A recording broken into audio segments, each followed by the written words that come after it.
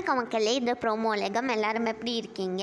சிவங்கி வந்து இன்ஸ்டாவில் என்ன தெரியுமா ஷேர் பண்ணியிருக்காங்க? மீடியா மிஷன்ஸில் இருக்க எல்லாரும் ஒன்றா சேர்ந்து சிங்கப்பூரில் ஒரு கான்சர்ட் வந்து பண்ண போகிறாங்கல்ல, அதுக்காக இப்போ சிவங்கி வந்து சிங்கப்பூர் போயிருக்காங்க. சிங்கப்பூர் ஏர்போர்ட் வந்து செம்மையாக இருக்குது பாருங்கள் மக்களே.